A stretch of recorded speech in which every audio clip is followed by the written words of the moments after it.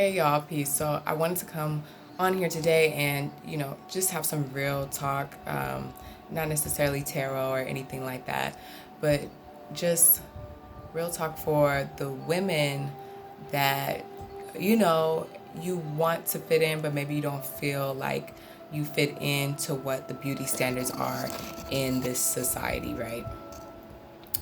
And this is a very touchy subject because I feel that if, the fear that I had, even speaking up about this subject, about, you know, um, beauty standards and stuff like that, is, oh my God, am I going to come off as jealous? Am I going to come off as I'm not for women? You know, but I do need to speak on this because as when you're a young woman or a teenager, it's about fitting in. It's about, I don't want to say being popular, but it's about being accepted into your friend group or your circle. And depending where you live, you might not live by your family, you might not live by your tribe. You might be somewhere where the culture difference is absolutely totally different. That was my situation in California. I was the only black family on our street, right? So the way that people viewed me in my home city in California versus how people viewed me at my black college was absolutely two different paradigms, right? And those beauty standards were absolutely two different paradigms. Um, where I didn't have anybody ask me to prom in my hometown city, and where I wasn't maybe considered beautiful in my hometown city, right? The paradigm was completely switched, and I was seen as, I guess, exotic or different, or I don't even know what people kind of, but there was just this whole other judgment on me at a black college, where there's a whole other judgment on me being in the Caribbean, being here in St. Martin, and even a different judgment in Florida, right? So, just traveling around and just kind of seeing how people have taken me. I want young girls to know, maybe you haven't traveled yet, or maybe you haven't gotten out of your culture yet, or maybe you haven't been able to be with your culture. I know that was my case. That's why I went to a black college. I needed to be by my people. I have been into the all South Korean school, or majority South Korean school, around Hispanics in Los Angeles, the Catholic school. I moved a lot as a kid before I settled down to predominantly porcelain, Caucasian Old Elk Grove at the time. I think it's a lot more diverse now, but at the time, right? So I just want to speak on, under having a deeper understanding of what's kind of going on here in the media, and why you might feel pulled, but why you really just chill and breathe, just relax. Let's get some things in perspective. And I'm hoping this is a very short video. The media is run by white men. One. Two, the media and these businesses, including plastic surgeons and TV shows, all these things, they use your insecurity to buy their products. That's two. It's ran by white men. It's not ran by people that look like you and me, right? One. Two, they use your insecurity so you can buy their products. Okay? Three, their best interest, nobody's interest, is in you finding yourself, knowing yourself, understanding your ancestry, understanding that, oh my God, I have a big nose, but when you go to your tribe and you see that everybody in your tribe has a big nose, and that this is not just a feature on your face, this is a gift from your ancestry. These are features that ancestors long ago had and that you are gifted with. No one is talking about the beauty in that, but everybody is trying to make you believe that you need to fit in this mold to get your money, right? So, and some people are for the health aspects, but that's a totally different business, right? So, with all that being said, even the music artists and the music videos, they feed into what they feel the trend is, because that is what's going to make them money. It is about putting money in their pocket. okay? The reason these celebrities and stuff try to fit into the mold of the trend is so money comes into their pockets. Not everybody's like that. Some people really, this is them, this is their culture, and they're sharing their culture with the world, but that's not everybody's culture. That's not everybody's tribe, and that's not what we're all put here to do, you know? And so you really have to ask yourself, well, what aligns with me? And if that is your culture, and if that is something that you feel aligned to do, not having shame in it, and being and having pride in it. We should all have pride in our cultures. This is why I said porcelain Caucasian. Even as a Caucasian, it's getting to a point where everybody wants to get these tans and stuff like that. You should be proud to be porcelain. You need to go ahead and change this mindset in your mind that if you're not a part of the status quo or whatever ethnicity is popping at the time, that it's not cool. It's not that it's not cool. It's that nobody is talking about how we need to understand how important it is and how beautiful it is to be diverse and for us not to be the same.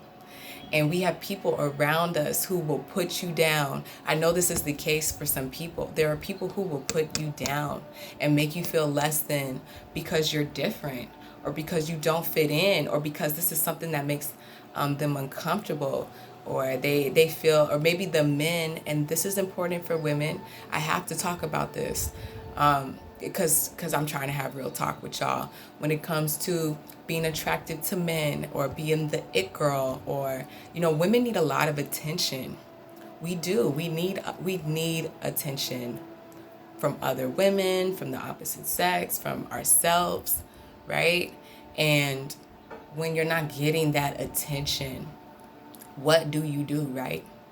How do you feel strong in yourself? And just understanding that giving yourself oxytocin, right? That feeling you get when your crush likes your photo on Instagram, that's the feeling of oxytocin. And things like meditation, yoga, running, walking. There's different activities that women have to do for themselves. Women have to give themselves oxytocin, or you're going to be low on the oxytocin. You're going to search for it in exterior things and in other people and in other stuff. And they can never, ever, ever give you the oxytocin that you need as a woman. You have to be able to provide that for yourself. And no one is teaching this in schools. There's no commercial on this. This is deeper research that has to be done in order to understand what's going on with the hormones in our bodies and why we feel this way and why we feel the pull to do certain things, right? And I want to give women some tools that they can use, and just a different paradigm shift, so that you don't have to feel like getting these toxic things in your body to make you fit into something that you might travel, and the way that your body looked before you got the plastic surgery would be the it thing in that tribe, in that culture. While as where you are right now, you might not be the it thing. But as soon as you go outside of your world, your paradigm, and what other people think is beautiful, and you see a whole other side of what is dope and what is beautiful to a whole other tribe, to a whole other group, you're gonna feel totally different, right? So like self-healing frequencies, self-love frequency that I have playing right now. I want to get into the different mudras for self-love, the different meditations to make you feel beautiful as a woman. I'm going to have a separate video for that, because not everybody is on the path of meditation and mudras. I completely understand that. Everybody, the way you get oxytocin as a woman is going to look different for all of us, right? But just even the mindset that these features and these things that I've been given on my body come from an ancestral line. These are gifts that were given to me, and no one has the right to tell me that they aren't, just because of their lack of understanding or their ignorance or the reality and paradigm that they live in their society. Understanding that the media is used and these businesses are used, and they prey prey on your insecurities to get money out of your pocket. That is an important paradigm shift if you didn't have that already. And then also understanding that it isn't people that look like me or people that look like my boyfriend or people that look like the people in my family running these TV shows and these media companies and stuff. Understanding that these celebrities have insecurities just like us and that they're human just like us. But then also understanding that, you know, if you really want to change your body, if you really want to do stuff like that, that there are natural herbs, there are exercises that you can do. You do not have to put toxic chemicals in your body that's going to cause cancer, that's going to make you feel ill, that may make you not be able to see your grandkids later on in life. That's not okay. That's not okay. They're low-key killing us off. I want to make that very, they are low-key killing us off with the plastic surgery stuff. I don't care what anybody says about that. This is because there's no way you can tell me that putting plastic in your body is healthy for your body. There's no way you can tell me that. You know, we need more people speaking up about this kind of stuff. We do. There was one other point I had, and I believe it was about, what was the point? It's missing me right now, but I have a lot of different points about this subject, and I do want to let young girls know it's, you know, the older you get, it's not going to be about fitting in, even though we have grown women trying to fit in right now. It's not going to be necessarily about fitting in and being liked and all that kind of stuff, but I think it really gets down to the older you get, your health, and just being able to be alive, to see your life, to have a life. Okay, so I just hope that empowers, you know, some of you guys out there who've been feeling insecure, who've been feeling like that you don't fit in, been feeling weird and stuff.